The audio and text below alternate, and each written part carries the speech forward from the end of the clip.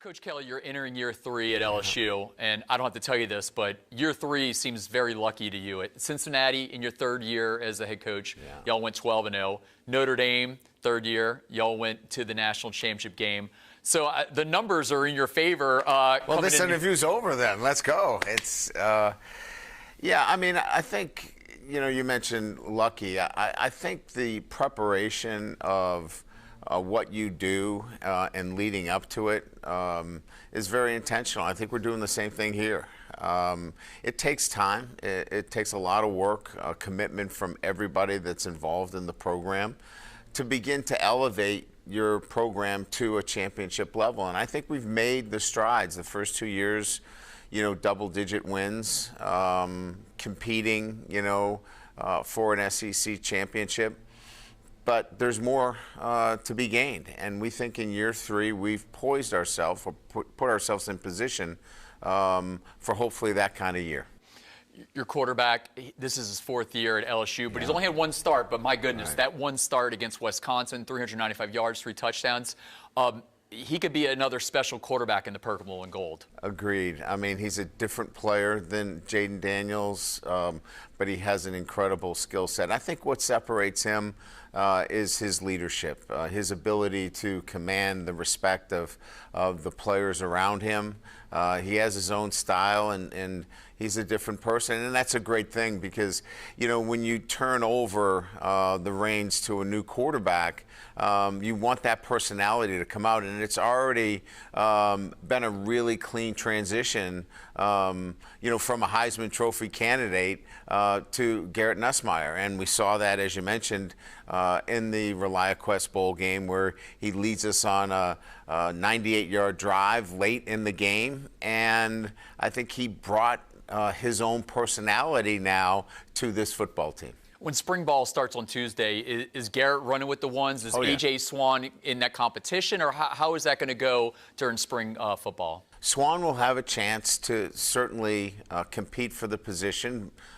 We brought him in as an experienced SEC quarterback. His numbers were quite impressive at Vanderbilt. And so we wanted that competition because, again, I think it brings out the best in everybody. And, Ricky Collins is here, right here from Baton Rouge, and we have a lot of confidence in him. Colin Hurley, a mid-year enrollee freshman. So we just think that there's going to be great competition in that room. And that's our job, right, as coaches, is to create that competition.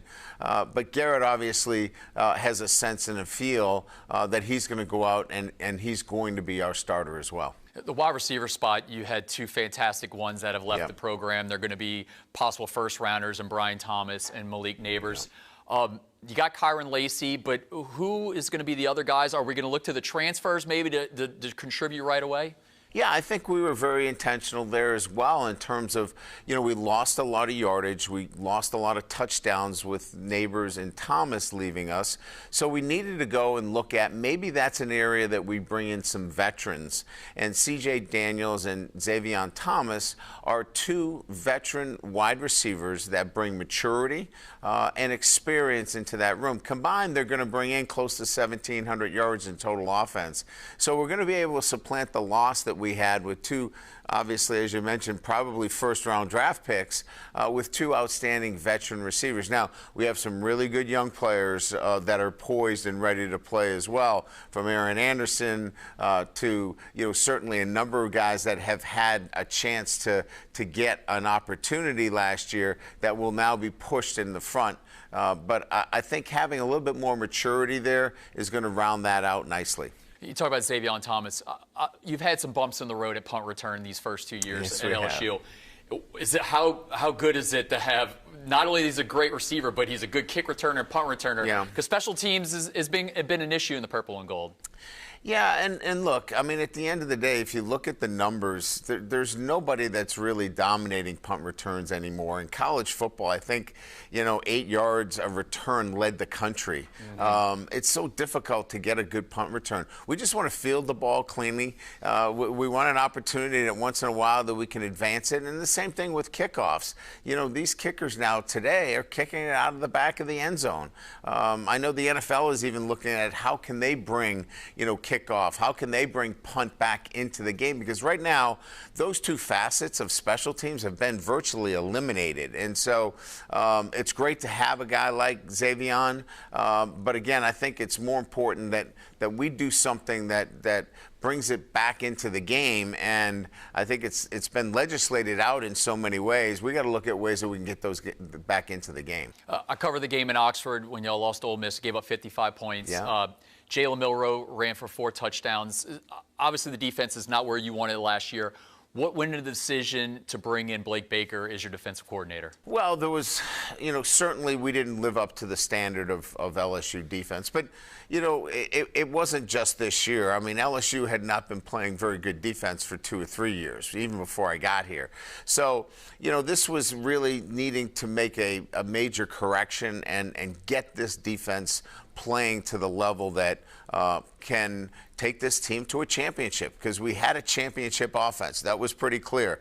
We did not have a championship defense. And that means bringing in obviously new coaches. And so I felt Blake brought the leadership, the energy, as well as the other coaches that we hired. I think we've brought in some dynamic coaches on the defensive side of the ball that will inject a personality, an energy that will get our LSU defense back to where it needs to be. Going into the 2023 season, it was Harold Perkins that was getting all the publicity, not Jaden Daniels. Right. Harold last season, I guess, didn't maximize his potential. With Blake Baker's aggressive defense, is this going to be a big season for Harold if he can get into this aggressive nature? I think it's our responsibility and Harold's to certainly come back this year and show what he's capable of. And so I think it has to fall on both the coaching and the player to put him in a great position so he can succeed. And then Harold's got to be committed to being that person as well. So I think it has to fall on both. And I know he's committed to it. I know our coaching staff is. And we look for Harold to bounce back with a great year and a year where I think he can be the best player on defense in the SEC.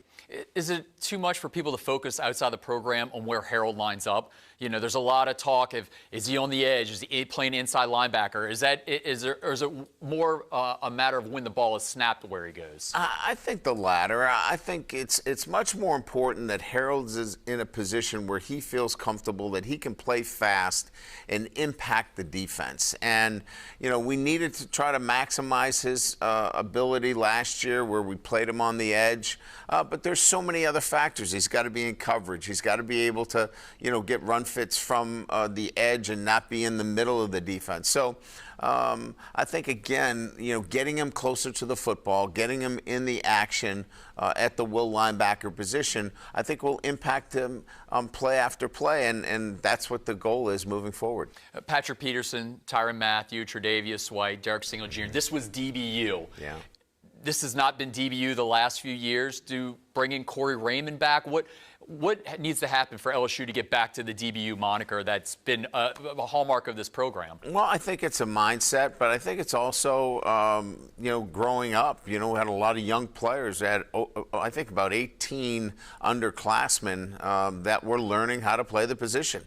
When we got here, we had a void at that position, so we had to go recruit and then retain the players that we wanted to retain, develop them, and now getting them in a position that they can thrive. And I think part of that thriving is bringing back a Corey Raymond who has the experience, that can teach these players now that have some experience and maybe some growing pains, that they're poised now to really break out. So I'm excited about having Corey back. We're excited about having, a Bo Davis and a Kevin Peoples, Coach Olson with the safeties. I think we've got a great staff, and I think we've got a really good group of young players that have had some experience that are ready and poised to have some breakout seasons. Transfer portal helps you fill some holes, but I think with your culture, is it high school recruiting is what's going to make this program whole? Which way does it go with these guys? High school recruiting is really at the forefront of when we talk about recruitment to LSU. We want to bring in the best and the brightest. We want those that have the talent and the traits necessary so, we can develop you, we can engage you, Certainly we want to retain you here at LSU. That's a big part of where we're at. And then, as I mentioned, have success. And we think it starts with the state of Louisiana. It starts with the high school player. And then along the way, once in a while, maybe you dip into the transfer portal. But that's not what our business plan is in terms of how we build this program. We're going to build it with high school players and predominantly from the state of Louisiana and the contiguous southern states. Does life in recruiting get a little easier now that Nick Saban has hung him up, he's retired? Because he's come into Louisiana and grabbed some kids. Does it get a little easier or does it never get easier? But having Saban out of the game definitely was music to LSU fans' ears. Look, he's the greatest college coach in my